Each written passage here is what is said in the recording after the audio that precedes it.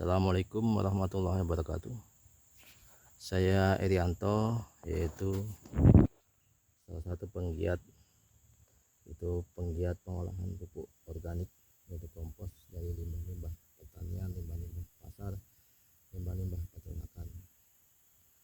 Nah, ini kita ambil sampel itu tanaman kelapa sawit kita yang kurang lebih berumur hampir 2 tahun. Buahnya lumayan bagus dan segar-segar. Kemudian selama ini kita baru menggunakan pupuk kimia, yaitu NPK, hanya pupuk kimia NPK 3 bulan yang lalu, yaitu sekitar bulan 9 kemarin, 9 akhir.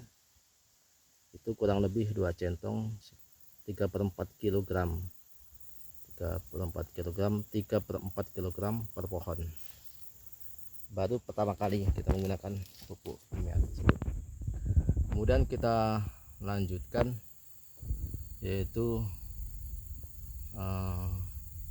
penggunaan pupuk produksi kita itu pupuk kompos, pupuk organik, dimana dalam setiap pohon umur 1 tahun sampai 2 tahun sebaiknya tanaman sawit itu kita gunakan pupuk organik kisaran antara 10 sampai 20 kg. Yang mana pupuk organik itu sangat baik, akan memperbaiki struktur hara tanah. Lingkungan akan terjaga dan tidak menjadikan kerusakan pada tanah.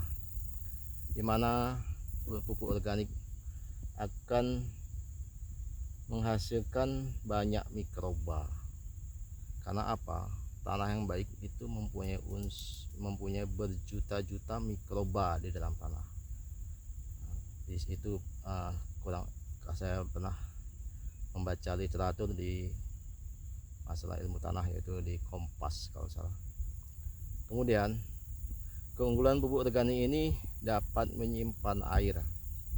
Artinya kalau menggunakan pupuk organik ini, tanah akan lembab.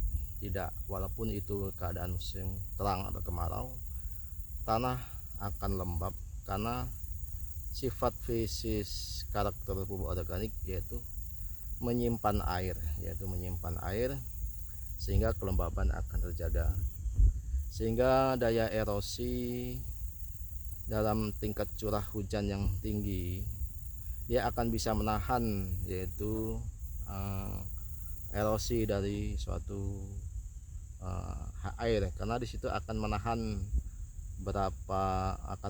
air, akan menyimpan air, sehingga air dalam titik hujan akan tertahan, tidak langsung terbawa oleh derasnya arus air. Itu salah satu untuk menjaga kelestarian lingkungan.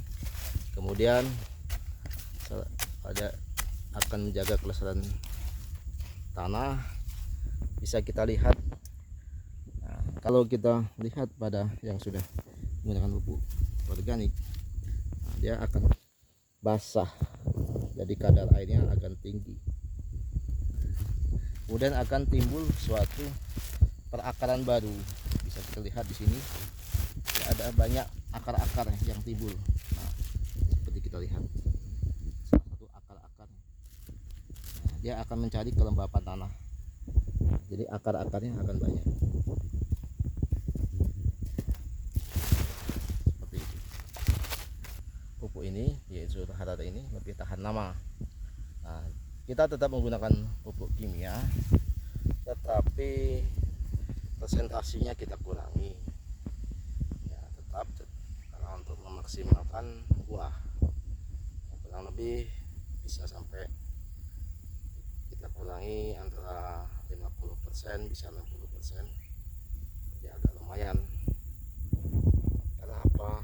Organik ini mempunyai unsur makro mikro yang lengkap, cuman nilainya tidak terukur.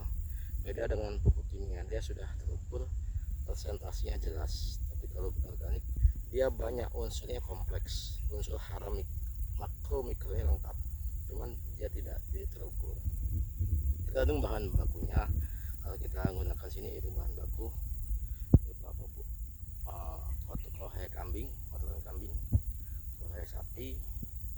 kotoran sapi, kemudian limbah-limbah pertanian seperti sekam padi, kulit kopi, itu limbah pasar, itu limbah organik pasar yang kita fermentasi bersamaan dengan limbah-limbah pertanian, limbah-limbah peternakan, sehingga menghasilkan organik yang baik dan berkualitas, sehingga bisa bersinergi antara organik, kompos secara alami maupun secara dan pupuk kimia, dan hasilnya kita akan menghasilkan kelestarian tanah yang baik, menyerap air, menjaga kelembaban, tanah tidak mudah tergerus, sehingga daya simpan air akan terjaga dan kelestarian lingkungan terjaga.